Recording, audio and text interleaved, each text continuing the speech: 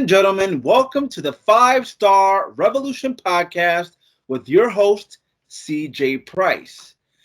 Thank you so much for everyone that's following us so far on Facebook, liking our page, and sharing our page. Keep doing that. Keep showing your support and tell everyone you know about 5-Star Revolution podcast. Also, don't forget to subscribe to our YouTube channel right now, 5-Star Revolution podcast.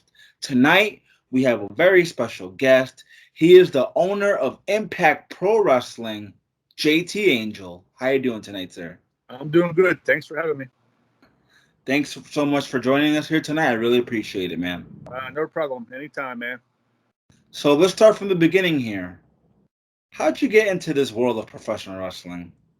Well, it's a funny story. There used to be, I always dreamed about being a wrestler since I was a little kid, and I went to a few local shows in my hometown here, and actually found one that I liked, and talked to a promoter. He, told me the deal, how much training cost, blah blah blah. And just went from there. So you were a fan growing up. Oh yeah. Since I was like 4 years old, I was a fan. So who were your favorites growing up? Back in the day, I was, of course, a Hulkamaniac like everybody else was. Then I saw Sting. Sting is probably my favorite guy in the business. Yeah, Sting is an incredible wrestler, man. He's in his 60s and he's still going at it. Yes, and to me, he was the ultimate of ultimate. Then when I was a teenager, I found Shawn Michaels, and I was a big Shawn Michaels mark back in the day. Nice. So how'd you get your start into the professional wrestling business? Well, like I said, there's this local show that ran in my hometown. After the show, I always wanted to be a pro wrestler. So I hit the promoter up and just asked him, what I needed to do. And he told me come back next show, which was the following month. And he would take me in the ring and work with me. And let me tell you, I always in my head thought wrestling was real. But when you take that first bump in the ring, I didn't know how real it was till then. So speaking of bumps and speaking of how real wrestling is, what do you say to those people that think wrestling is fake? Well, I'll tell them get in the ring and just run the ropes, feel the ring. There's cable in the ropes, there's plyboard steel. Just get in the ring and just feel the ropes, feel the feel the padding. They had no idea. Hey man, you know what I say to those people? Gravity is not fake. You cannot fake gravity. Well, I was reading a study not too long ago. They say the equivalent of one bump is to get rear-ended by a car like 35 miles per hour. So every time you take a bump, it's the same as getting hit from behind from a car. That's always what I heard. So, and I believe it. I believe it too, man, because I'm not sure if you're aware, but I used to be a wrestler back in the day. I just retired about 2 years ago, and Nice. yeah, I retired because it was taking a toll on my body, man, like really bad. Yeah, last year I got dropped on my head and I crushed the whole nerve in my neck right there. So I've been still dealing with that. That was last year, so this is very tough on the body. So speaking of injuries, what is the worst injury you've had so far in your career? My neck right now. I'm dealing with my neck now. That's the worst that I ever had. I've probably had a couple hundred stitches. I blown my knee out. I had a herniated disc in my back 8 years ago. I broke my arm, broken fingers, toes, name it. I've probably had it. So naming all those injuries, what keeps you motivated? What keeps you going in this business? The fans, I every time I think I'm done, they'll come to me and say, "Well, JT, you remember that match you had?" And sometimes I remember, sometimes I don't. But the fans mostly, without them, we won't be nowhere. I agree, man. And some of these wrestlers take the fans for granted, but when COVID came around, they wish the fans were there. Oh, sure, yeah. I've seen guys, be total dicks to fans, you know, and I've never been that way. You can ask any fans in my area here, which is in Northwest Florida, that I've never been rude or jerk to the fans after the show. Never. So, how long you been wrestling so far? I started in 2004. Wow, so almost 17 years in the business. Almost. I think June was my 17th year. Yes, sir. Wow. So, out of all those 17 years, I'm assuming you've dealt with backstage politics. How do you deal with that? Just remember, I used to bother me a lot. But then one of the veterans pulled me to the side one time and said, "Hey, you know," he said, "they may build a politic back here, but when you're in the ring, he said fans are going to politic if they like it or not." So I always kept that in my head. Fans are going to determine if you're going to make it or not, you know. So I definitely agree with that one, my friend. But to piggyback on backstage politics, I feel like backstage politics, especially in a small indie promotion, shouldn't be allowed. There shouldn't be any politics going on, you know? well, they said the main thing that kills a career is an ego, and I've seen a lot of guys with egos, and they'll burn out eventually. You know, they may be riding high for a year or two, but eventually their ego catch up with them. They'll start losing their bookings. I've seen it happen for 10, 15 years now of guys just with egos, you know, and they're not around no more. Most of them, right? So for those people that are listening right now who don't know who you are, do you mind explaining a little bit about your character? My character's JT Angel. I would say I'm a rock music loving, do anything to win. Whether it's wrong or right, I'm gonna do what I gotta do to win the match. So I'm the ultimate heel most of the time. I love being a heel, and that's about all I can really sum my character up being as the ultimate heel. You know. So as we mentioned in the beginning of this podcast, you're the owner of Impact Pro Wrestling, which makes you a promoter. What do you Yes, sir. enjoy doing the most, being a promoter or being a wrestler?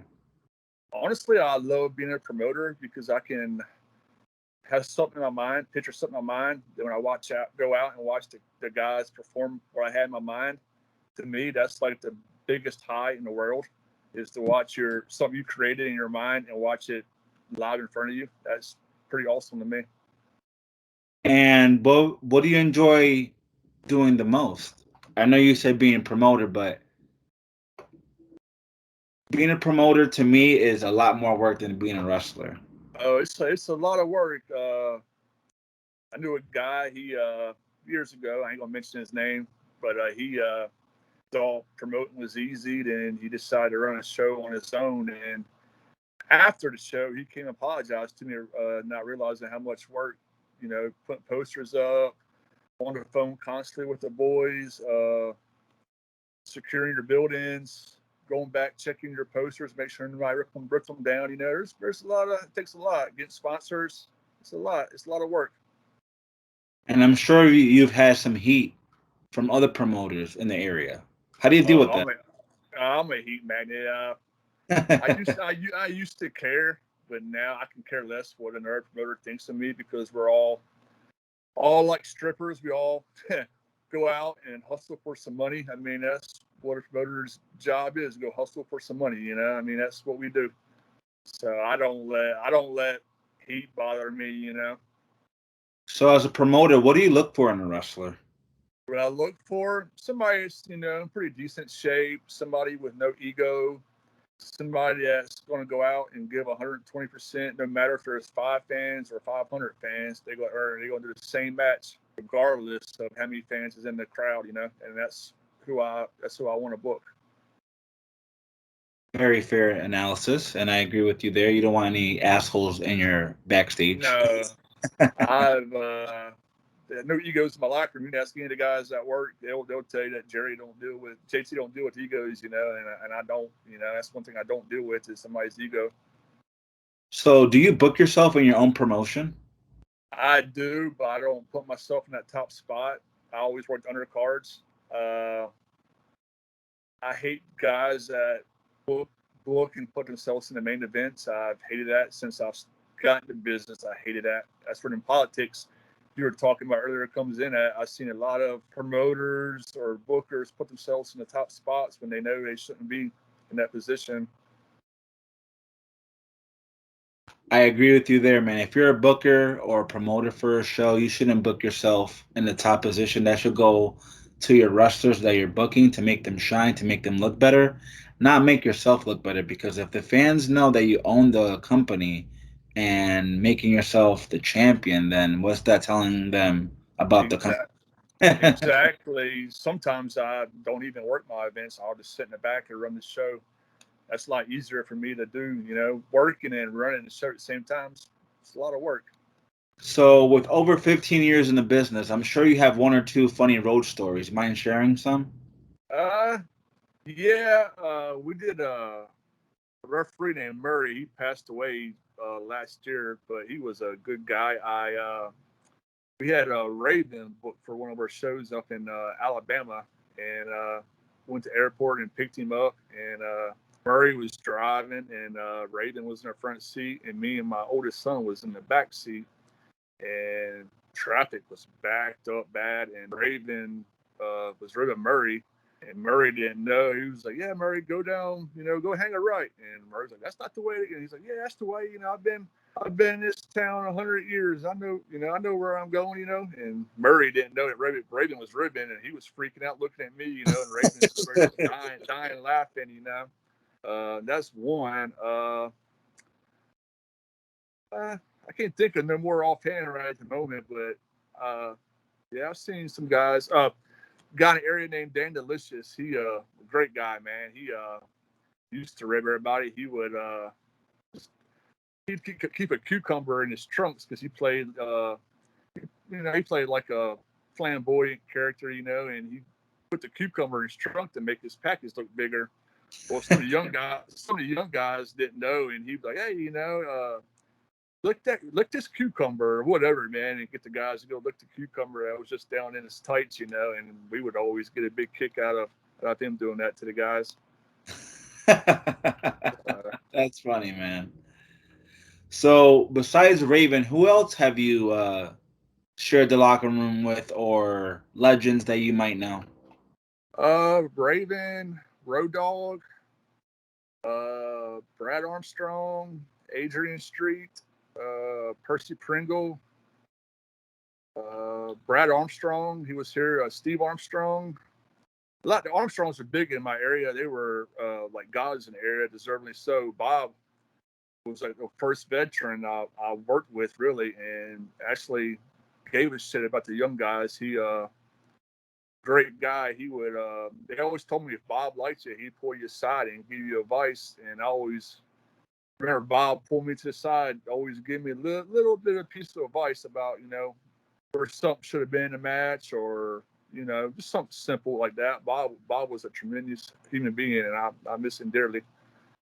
Yeah, man. Rest in peace to Bob Armstrong, and I'm glad that you got to pick their brains because those guys are legends. Yeah, Bob, he would tell you funny stories too. He had tremendous stories about Rowdy Piper, Ric Flair, Arn Anderson. One time, I guess it was back in the early 80s, he was telling me he was working with Arn Anderson when Arn Anderson was really young, and I guess Arn Anderson wore a toupee, and I remember Bob pulling a toupee off in the match, and I remember he saying the crowd just going crazy. So Bob being Bob. Yeah, man. God rest his soul. So what can we expect out of JT Angel in the next 3 years? Hopefully, run Impact Pro Wrestling. Hopefully, it gets bigger and bigger.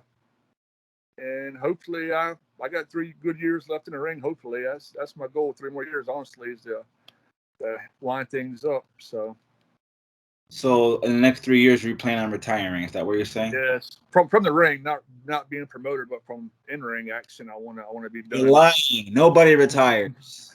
That's true. I retired last year, and it lasted all like 3 months. Yeah. Hey, man, I think I'm the only guy that I know that used to wrestle that hasn't been back yet. Well, yeah. You're probably the only few that I know, because I know of everybody in my area here in the Panhandle. They'll say they're retiring and they'll be back in at least 6 months. I'll see them back in the locker room, So that happens a lot. They say once you get in, you never get out, and I believe that. I believe that as well, because sometimes I get that itch. I'm like, is it worth it though? All those bumps and bruises again? I hope so.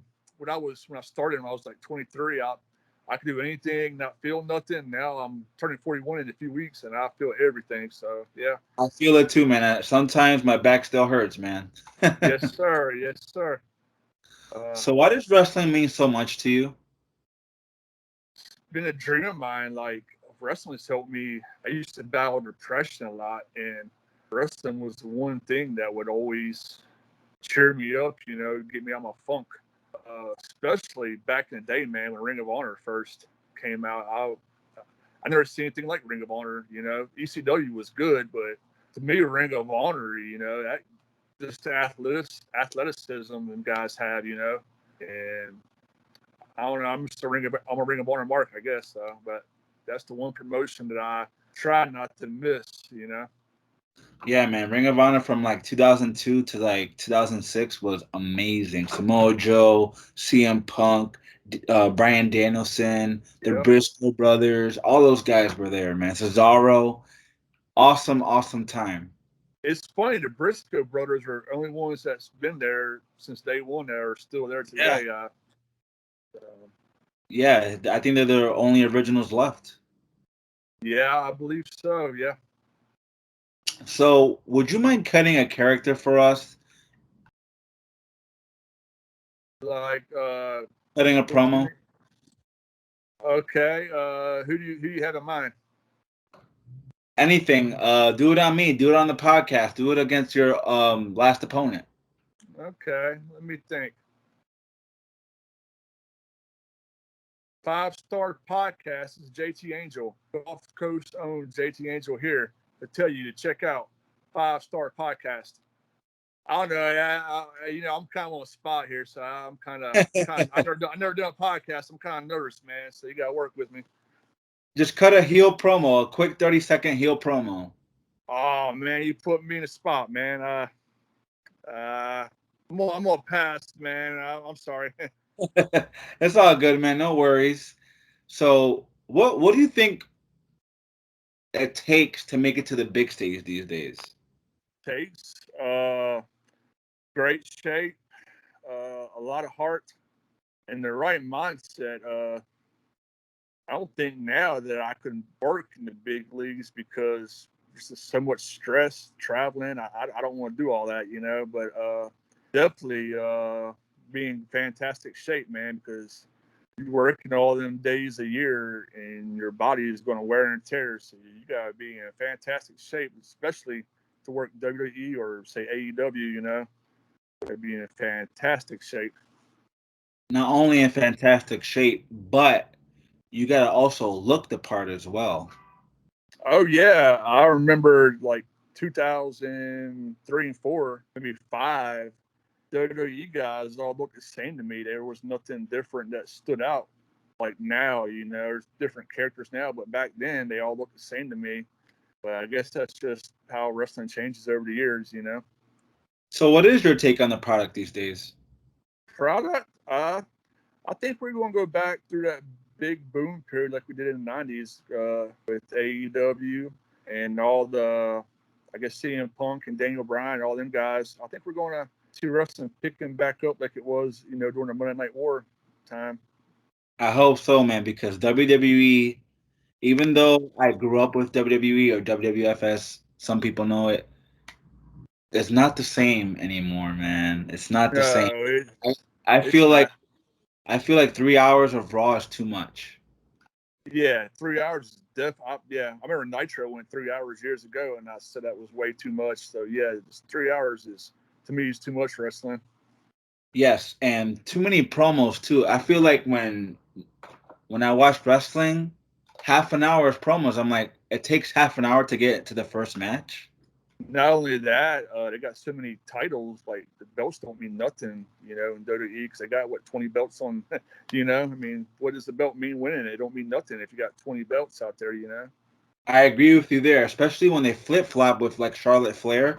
She just lost the belt 2 weeks ago, and then at the pay per view she wins it again. Like, what does that mean? Yeah, and I'm no armchair booker by no means. I mean, they're doing something right that I'm not doing. But just as a fan, yeah, too many title changes and too many titles. They don't mean nothing to me. You know, I mean, at least back in the day when you won the Intercontinental title, you know you was a man. You know, but now I don't even know who the Intercontinental champion is. I couldn't even tell you because they got so many belts. It's Shinsuke Nakamura. Okay, okay.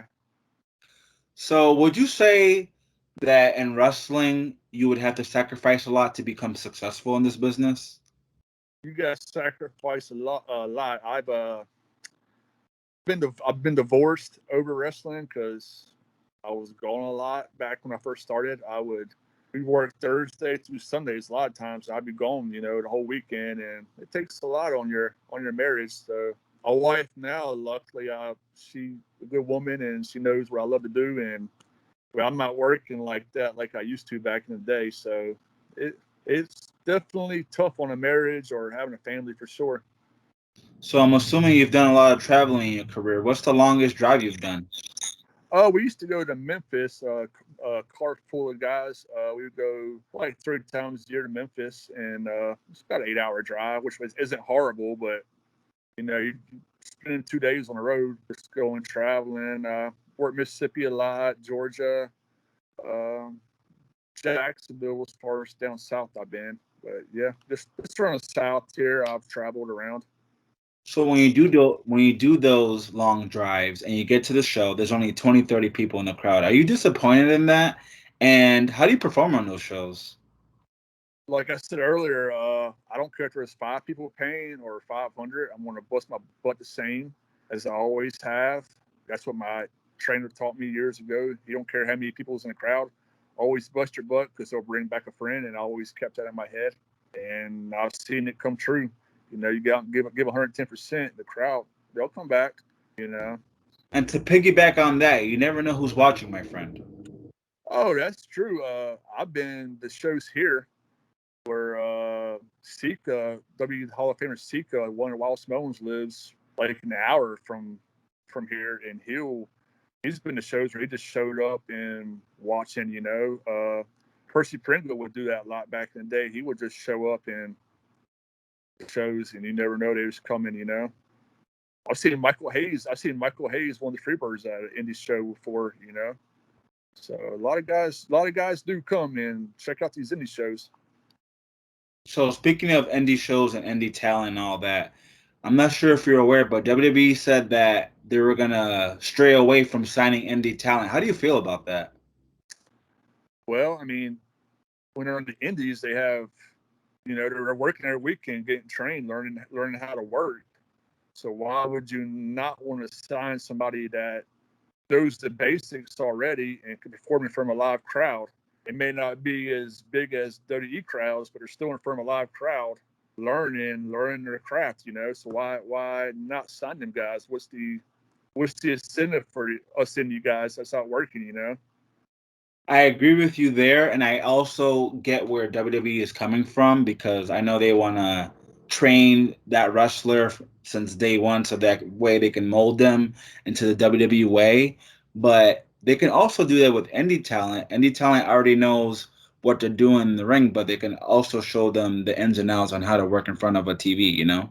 Well, look at Roman Reigns, Seth Rollins, all them. I mean, I know Seth Rollins did a lot of indies, but like I know Roman Reigns. I don't know if he was working indies before, but he started at NXT, you know, or I guess it was FCW at the time, not NXT. But yeah, I mean, there's probably countless others. Rusev, he was a good guy that came from the NXT bunch. So a couple more questions before I let you go, Mr. JT Angel. Yes, So sir. your promotion is called Impact Pro Wrestling, which also resonates in my mind as Impact Wrestling. I know a lot of people probably give you shit for that, right?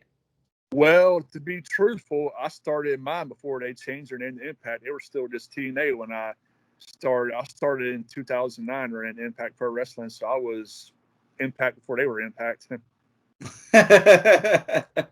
You don't get any cease and desist orders or anything like that? No, some of the keyboard warriors give me a little shit about it, but it's whatever. So, like you said, you've been in this business for 17 years. This is my last question, by the way. If there's one piece of advice that you can give somebody that is looking to get into the professional wrestling business, what would that be? Keep their eyes open and their mouth shut, and just take it in like a sponge. If somebody's giving you advice, take it. I mean, I've taken a lot of advice from a lot of good guys in this area, and it's helped me out a lot. So to me, if you want to get in the business and you actually succeed getting the business, don't let your ego get the best of you, because nobody's going to deal with that. But definitely keep your eyes open and your mouth shut. Yes, and your ears open. That's the best piece of advice I can give anybody that's wanting to get into the business. I agree, man, because when I first started, I thought I knew everything because I watched wrestling my whole life. And I thought, I was like, hey, I know this. I don't need to listen to these people. And I got a lot of trouble for that. Didn't know shit, did you, like me? I didn't know shit. Yeah. So I learned a lot, like just little bitty things, you wouldn't think of. I worked a match with Adam Rose a few years ago, and he told me the most important thing of a tag match is the actual tag. He said that's the most, and I never knew that all the years I've been wrestling. Never knew that, but he smarted me up on that. Speaking about that, a little bit of a piggyback on that. I was listening to Jim Cornette. I love Cornette. That's my He's favorite awesome. podcast. He's awesome. He was talking about tag team wrestling where when you give a cold tag, the people don't give a shit. But when you give that hot tag, they're waiting for your partner to fire up and, beat up the opposite team. That's when you get the crowd. Yeah, especially if you're the guy getting the tag, act like you're the maddest motherfucker in the world. And you want to get in and kill that guy. The fans react to that. They see you're mad as hell on the apron and trying to get in. Once you get that tag, the crowd's going to explode. I mean, just little simple things like that. Yeah, Cornette's very right on that. Absolutely, man, 100%. So, Mr. JT Angel, where can our listeners find you on social media? JT Angel Facebook, Impact Pro Wrestling Facebook, JT Angel Twitter, and we got an Impact Pro Wrestling YouTube page. With a lot of good stuff on there. Well, Mr. JT Angel, thank you so much for joining us here tonight on the 5-Star Revolution podcast. Oh, thank you. It was a true pleasure, my friend. And for you listeners, don't forget, like, share, and follow our Facebook page, 5-Star Revolution Podcast.